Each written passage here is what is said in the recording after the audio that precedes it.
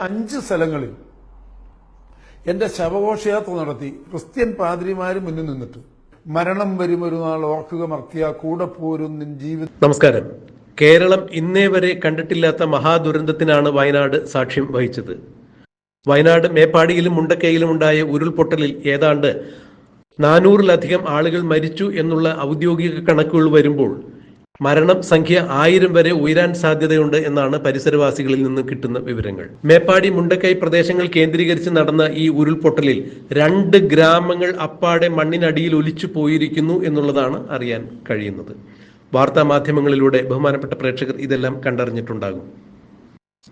എന്നാൽ വയനാടിനെ നടുക്കിയ, കേരളത്തെ നടുക്കിയ ഏറ്റവും വലിയ ദുരന്തം കഴിയുമ്പോൾ ഇന്നിപ്പോൾ മറ്റൊരു വാർത്ത കൂടി പുറത്തു വരുന്നു. വയനാട്ടിൽ ഉരുൾപൊട്ടലുണ്ടായ പരിസര പ്രദേശത്ത് തന്നെ ഇപ്പോൾ ഭൂചലനം ഉണ്ടായിരിക്കുന്നു. ജിയോളജി വിഭാഗമാണ് ഈ നടുക്കുന്ന വാർത്ത പുറത്തുവിട്ടിരിക്കുന്നത്. അതീവ പ്രാധാന്യത്തോടു കൂടി തന്നെയാണ് കേരളവും കേന്ദ്രവും ഈ വാർത്തയെ ചെവിക്കൊണ്ടിരിക്കുന്നത്. വേണ്ടത്ര മുൻകരുതൽ നടപടികൾ എടുക്കണം എന്ന് തന്നെയാണ് കേന്ദ്രം സംസ്ഥാന സർക്കാരിനോട് ആവശ്യപ്പെട്ടിരിക്കുന്നത്. ഇത്തരം കാര്യങ്ങൾ പറയുമ്പോൾ, അല്ലെങ്കിൽ ഒരു മഹാദുരന്തത്തിന്റെ മുഖത്ത് വിറങ്ങലിച്ച് നിൽക്കുന്ന നമ്മൾ മറ്റു പല കാര്യങ്ങളും വിസ്മരിച്ചു. ഈ വിസ്മരിച്ചതിന്റെ ഫലമായി തന്നെയാണ് ഇപ്പോൾ ഇത്തരം കാര്യങ്ങൾ ഉണ്ടായത്, അല്ലെങ്കിൽ ഇത്തരം മഹാദുരന്തങ്ങൾ ഉണ്ടായത് എന്നാണ് പലരും ചൂണ്ടിക്കാണിക്കുന്നത്. മാധവ് ഗാഡ്ഗിൽ കമ്മിറ്റി റിപ്പോർട്ട് നടപ്പാക്കണം എന്ന് തന്നെയായിരുന്നു കേരളത്തിലെ പല രാഷ്ട്രീയ പ്രമുഖരും ആവശ്യപ്പെട്ടത്. അതാരും ചെവിക്കൊണ്ടില്ല. നാളുകൾക്ക് മുമ്പ് നമ്മെ വിട്ടുപിരിഞ്ഞ PT തോമസ് എന്ന MLA ഒരു കാര്യം പറഞ്ഞിട്ടുണ്ടായിരുന്നു. ഇതേ വിധത്തിൽ, അതായത് മാധവ് ഗാഡ്ഗിൽ പറഞ്ഞ കാര്യങ്ങൾ അവഗണിച്ചുകൊണ്ട് പശ്ചിമഘട്ട മലനിരകളെ നമ്മൾ ഇടിച്ചു നിർത്തി മനുഷ്യന്റെ സാമ്പത്തിക ത്വര മുൻനിർത്തിക്കൊണ്ട് ഇതുപോലെ അശാസ്ത്രീയമായ, അനാശാസ്യകരമായ നിർമ്മാണ പ്രവൃത്തികൾ ചെയ്യുകയാണെങ്കിൽ തീർച്ചയായും പശ്ചിമഘട്ട മലനിരകൾ മനുഷ്യനോട് പക വീട്ടുന്ന തരത്തിൽ പ്രതികരിക്കും. അത് പ്രകൃതി ദുരന്തങ്ങളായി വന്ന് ഭവിക്കും.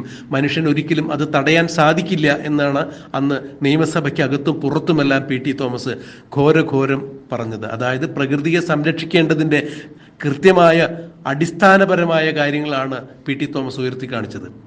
മാധവ് ഗാഡ്ഗിൽ റിപ്പോർട്ട് ഒറ്റയടിക്ക് നടപ്പാക്കാൻ സാധിച്ചില്ല എന്നുണ്ടെങ്കിലും ഘട്ടം ഘട്ടമായെങ്കിലും അതിലെ മിക്കവാറും കാര്യങ്ങളെല്ലാം നടപ്പാക്കിയില്ലെങ്കിൽ ഇനി നമുക്കിവിടെ ഈ ഭൂമിയിൽ ഒരു അധിവാസം സാധിക്കില്ല എന്ന് തന്നെയാണ് PT തോമസ് പറഞ്ഞത്.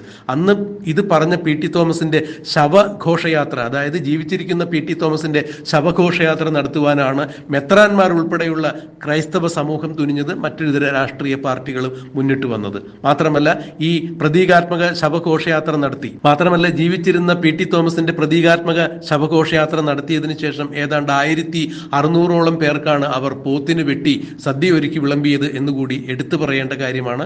ദുഃഖകരമായ കാര്യമാണ്. ഇന്നിപ്പോൾ കേരളം നടക്കുന്ന ഏറ്റവും വലിയ ദുരന്തം വയനാട്ടിലുണ്ടായി, ഉരുൾപൊട്ടലുണ്ടായി.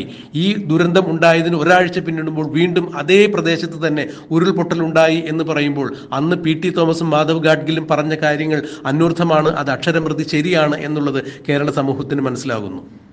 PT തോമസിന്റെ ആത്മാവിനോട് കേരളീയർ മാപ്പ് ചോദിക്കേണ്ട ഒരവസരത്തിലേക്ക് കാര്യങ്ങൾ വന്നെത്തി നിൽക്കുന്നു. മാത്രമല്ല ഇന്നിപ്പോൾ മലയാളിയുടെ തലയ്ക്ക് മുകളിൽ ടൈം സെറ്റ് ചെയ്തു വെച്ചിരിക്കുന്ന ഒരു ജലബോംബ് പോലെ മുല്ലപ്പെരിയാറും ഏത് നിമിഷവും പൊട്ടാൻ കണക്കാക്കി നിൽക്കുന്ന അവസരത്തിൽ മലയാളി പ്രകൃതി ദുരന്തത്തിന്റെ മടിത്തട്ടിൽ ആഴ്ന്നു പോകും എന്നുള്ളതാണ് അറിയാൻ കഴിയുന്നത്.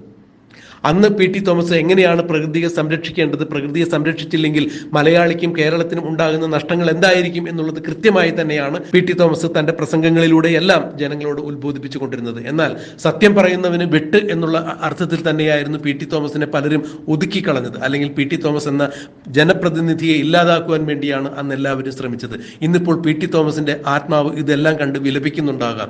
PT തോമസിന്റെ ആത്മാവിനോട് മലയാളി മാപ്പ് പറയേണ്ട അവസരം തന്നെയാണ്. PT Thomas Madhav Gadgil committee report നടപ്പാക്കേണ്ടതിന്റെ പ്രത്യേകതയെക്കുറിച്ച് സംസാരിക്കുന്നത് നമുക്കൊന്ന് കേൾക്കാം. അദ്ദേഹത്തിന്റെ പ്രസംഗ ശേഖരത്തിൽ നിന്നും എടുത്ത ഈ ഭാഗങ്ങൾ ഇന്നും കേരളത്തിൽ ദുരന്തം ഉണ്ടായിക്കൊണ്ടിരിക്കുന്ന അവസരത്തിൽ ഏറെ പ്രസക്തം തന്നെയാണ്. എന്താണ് PT തോമസ് കേരളീയരോട് പറഞ്ഞത്?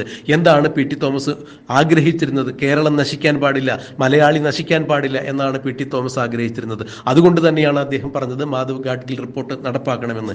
എങ്ങനെയാണ് പ്രകൃതിയെ സംരക്ഷിക്കേണ്ടത്? എങ്ങനെയാണ് കേരളീയൻ ഇനി ജീവിക്കേണ്ടത്? പശ്ചിമഘട്ട മലനിരകളെ ഒരു കാരണവശാലും തട്ടി ഉടയ്ക്കാൻ പാടില്ല എന്ന് PT തോമസ് വളരെ ഗഹനമായ രീതിയിൽ തന്നെയാണ് മലയാളിയോട് കാര്യങ്ങൾ പറഞ്ഞത്. PT തോമസ് അന്ന് പറഞ്ഞ പ്രസംഗത്തിന്റെ പ്രസക്തമായ മനോഹരമായ ഭാഗങ്ങൾ ഇന്ന് നമുക്കൊന്ന് കേൾക്കാം. അത് പി ടി തോമസിനുള്ള സ്മരണാഞ്ജലി തന്നെയാകും. ഈ ദുരന്ത മുഖത്ത് നിൽക്കുമ്പോൾ പി ടിയെ അനുസ്മരിക്കേണ്ടത് വളരെ അത്യന്താപേക്ഷിതം തന്നെയാണ്. പി ടി തോമസിന്റെ വാക്കുകൾ നമുക്കൊന്ന് കേൾക്കാം. ഞാൻ ഒറ്റയടിക്ക് പോയി ഗാഡ്ഗിൽ കമ്മിറ്റി റിപ്പോർട്ട് നടപ്പാക്കണമെന്നല്ല പറഞ്ഞത്. ഞാൻ ഈ സംഭവം പുറത്തു വന്ന ഉടനെ കട്ടപ്പന ടൗൺ ഹാളിൽ ഏകദേശം 1000-1500 ആളുകൾക്ക് ഇരിക്കാൻ കഴിയുന്ന ഒരു ടൗൺ ഹാളിൽ ഇടുക്കിയിലെ മുഴുവൻ ജനപ്രതിനിധികളുടെയും ഒരു യോഗം വിളിച്ചു. ആ യോഗത്തിൽ പിന്നീട് സംസ്ഥാന ഗവൺമെന്റ് നിയോഗിച്ച ഉമ്മൻ വി ഉമ്മൻ എന്ന് പറയുന്ന അദ്ദേഹത്തെ ഉൾപ്പെടെ അറിയപ്പെടുന്ന, അതുപോലെ തന്നെ KFRAയിലെ ഒരു സയന്റിസ്റ്റിനെ അടക്കം വിളിച്ചു വരുത്തി എന്താണ് മാധവ് ഗാഡ്ഗിൽ കമ്മിറ്റി റിപ്പോർട്ട്, അതിന്റെ കണ്ടന്റ് എന്താണ്. കാരണം ആർക്കും അറിയത്തില്ല. പുതിയ തേങ്ങ പോലെ ആളുകൾ ഗാഡ്ഗിൽ എന്ന് പറയുന്നതല്ലാതെ ഗാഡ്ഗിൽ ആണാണോ പെണ്ണാണോ എന്ന് പോലും അറിയത്തില്ലാത്തവർ അതിന് അഭിപ്രായം പറഞ്ഞിരുന്നു. അപ്പൊ എന്താണ് മാധവ് ഗാഡ്ഗിൽ കമ്മിറ്റിയുടെ റിപ്പോർട്ടിൽ പറഞ്ഞിരിക്കുന്നത് എന്ന് 1 മുതൽ അവസാനം വരെ വിശദീകരിക്കാൻ വേണ്ടി ഞാൻ മുഴുവൻ ജനപ്രതിനിധികളുടെ യോഗം കൂടി. ആ യോഗം ഒരു പകുതിയോളമാകുമ്പോഴാണ് കുറെ പള്ളിയിലച്ചന്മാരും കുറച്ച് ആളുകളും കയറി ബഹളം ഉണ്ടാക്കി. അതിനെ സംബന്ധിച്ച് പറയാൻ അനുവദിക്കില്ല. ചോദ്യങ്ങൾ ആളുകൾ ചോദിച്ചുകൊണ്ടിരിക്കുകയാണ്. ആളുകളുടെ സംശയങ്ങൾ ചോദിക്കുകയാണ്. ആളുകൾ ഞങ്ങളെ കുടിയിറക്കുമോ, ഞങ്ങളുടെ വസ്തുവകകൾക്ക് എന്തു പറ്റും, ഞങ്ങൾക്ക് തന്നാണ്ട് കൃഷി നടത്താൻ പറ്റുമോ, കപ്പ ഇടാൻ പറ്റുമോ, ചേന നടാൻ പറ്റുമോ എന്നൊക്കെ ഇങ്ങനെ ആളുകൾ ചോദിച്ചുകൊണ്ടിരിക്കുക. അതിനൊക്കെ വളരെ കൃത്യമായ മറുപടി കൊടുത്തുകൊണ്ടിരിക്കുക. ആ സമയത്താണ് ഇത് വിജയിക്കാൻ പോവുകയാണ്, ഈ ബോധവൽക്കരണം നടന്നു കഴിഞ്ഞാൽ പിന്നെ ഇവരുടെ പ്രചരണം നടക്കരുത് കയറി, ഞങ്ങൾക്ക് ഇതൊന്നും അറിയേണ്ട കാര്യമില്ല, ഞങ്ങൾ ഇത് ചർച്ച ചെയ്യാൻ പോലും സമ്മതിക്കില്ല എന്ന് പറഞ്ഞാണ് ലോഹയിട്ട കുറെ വൈദികരടക്കം കയറി ബഹളം ഉണ്ടാക്കി. അതിനെ തുടർന്ന് ആ യോഗം ഒരു അടിപിടി ഉണ്ടാകുന്ന തലത്ത് കയ്യാങ്കളിയിലേക്ക് പോലും എത്തുന്ന ഒരു സാഹചര്യം ഉണ്ടായി. ചിലർ ഞങ്ങൾക്കിത് കേൾക്കണം, ഞങ്ങൾക്കിത് അറിയണം എന്ന് പറഞ്ഞു. ഇത് ചർച്ച ചെയ്യാൻ സമ്മതിക്കരുതെന്ന് അങ്ങനെ അവസാന യോഗം പിരിച്ചുവിട്ടു.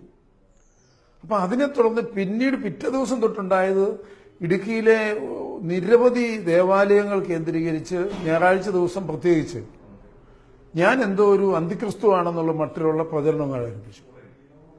എനിക്കെതിരെ വ്യക്തിപരമായും വലിയ ആശയമുണ്ടായി. എനിക്ക് മുന്തിരിത്തോപ്പുകളുണ്ട്, എനിക്ക് എറണാകുളത്ത് വലിയ ബിസിനസ് ശൃംഖലയാണ്, അപ്പൊ അതുകൊണ്ട് പി ടി തോമസിന് ഇടുക്കിയിൽ നിന്ന് പോയാലും കുഴപ്പമില്ല എന്നൊക്കെ പറഞ്ഞ് പറയാത്തൊന്നുമില്ല. ഫേസ്ബുക്കിലൊക്കെ വളരെ മോശമായിട്ടൊക്കെ ഉള്ള കമന്റുകളൊക്കെ ആ കാലഘട്ടങ്ങളിൽ വന്നു. അതിനെ തുടർന്ന് ഏകദേശം 5 സ്ഥലങ്ങളിൽ എന്റെ ശവഘോഷയാത്ര നടത്തി ക്രിസ്ത്യൻ പാദ്രിമാര് മുന്നിൽ നിന്നിട്ട്. അതിൽ ടാബ്ലോ ഒന്നുമല്ല, യഥാർത്ഥത്തിലുള്ള 4-5 പുരോഹിതന്മാര് പുറകിൽ നിന്നിട്ട് എന്റെ ശവമഞ്ചം ഇങ്ങനെ വഹിച്ചുകൊണ്ട് പോകുന്നു. പ്രതീകാത്മകമായിട്ട് 300-400 ആളുകൾ ഇങ്ങനെ പ്രതീകാത്മകമായി എന്റെ ശവമഞ്ചം വഹിച്ചുകൊണ്ട് പോകുന്നു.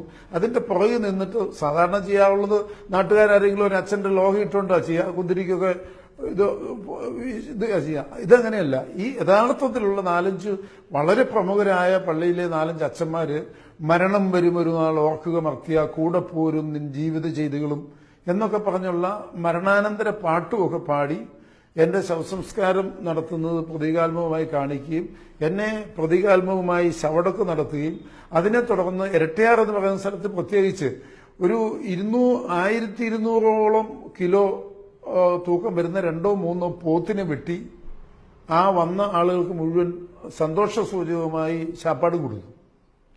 അപ്പൊ അങ്ങനെ പിന്നെ അങ്ങോട്ടൊരു പ്രചരണമായിരുന്നു. നമുക്ക് നിൽക്കാൻ മേലാത്ത സാഹചര്യം ഉണ്ടാക്കുന്ന ഒരു സാഹചര്യമായിരുന്നു. നമ്മൾ പോകുന്ന മീറ്റിങ്ങുകളൊക്കെ ഇവർ ബഹളം ഉണ്ടാക്കുക, ഇതിനെ സംബന്ധിച്ച് വർത്തമാനം പറയാൻ സമ്മതിക്കാതിരിക്കുക. ഇടുക്കിയിൽ കാടിന്റെ അളവ് കുറഞ്ഞു വന്നപ്പം കാട്ടാനയൊക്കെ ഇറങ്ങി നാട്ടിൽ ബഹളം ഉണ്ടാക്കുന്നുണ്ട്. ഇതെല്ലാം ഗാഡ്ഗിൽ വന്നുകൊണ്ടാണ് ആനത്താര ഉണ്ടാക്കണമെന്ന് പറഞ്ഞു.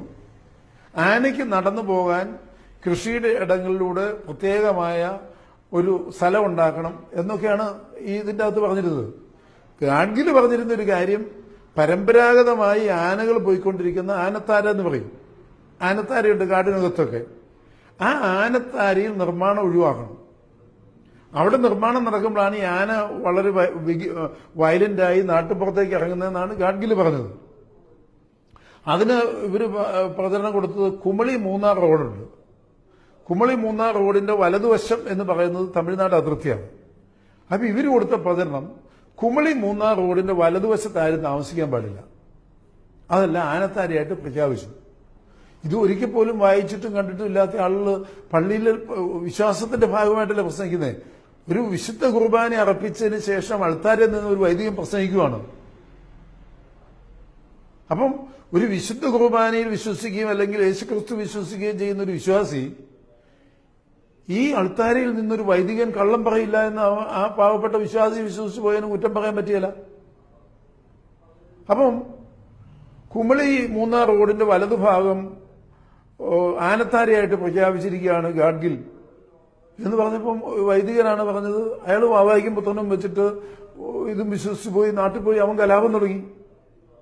അപ്പൊ ബിരുദോസാണ് ബിരുദോസിനെ കൊല്ലണം എന്നുള്ള നിലപാട് അവരും എടുത്തു. താമരശ്ശേരി ബിഷപ്പൊക്കെ അല്ലറി വിളിക്കുകയില്ലായിരുന്നു. താമരശ്ശേരി ബിഷപ്പ്, ഇടുക്കി ബിഷപ്പൊക്കെ അല്ലറി വിളിക്കുമായിരുന്നു. കേരളത്തിലും ഇന്ത്യയിലും ലോകത്തിന്റെ പല ഭാഗത്തും പുരോഗമനപരമായ പല നിലപാടുകളും സ്വീകരിച്ചിട്ടുള്ള ഒരു സഭയാണ് കത്തോലിക്ക സഭ. അതിന്റെ എല്ലാ പിന്തിരിപ്പൻ സ്വഭാവങ്ങളും നിലനിൽക്കെ തന്നെ അതിന്റെ അകത്ത് നിന്ന് നവോത്ഥാന മുന്നേറ്റങ്ങളൊക്കെ ഉണ്ടായിട്ടുണ്ട്. യേശുക്രിസ്തു വലിയൊരു വിപ്ലവകാരിയായിരുന്നു. അതിനനുബന്ധമായി ഉപോദ്ബലകമായിട്ടൊക്കെ ധാരാളം വൈദികര് ഉണർന്ന് പ്രവർത്തിച്ചിട്ടുള്ള ഒരു സഭയാണ്. പക്ഷെ നിർഭാഗ്യവശാൽ ഇത്തരം ചില ആളുകളുടെ വലിയ വിലാപങ്ങൾ കേട്ടപ്പോഴത്തേക്കും അവരെല്ലാം അടിതെറ്റി വീഴുന്ന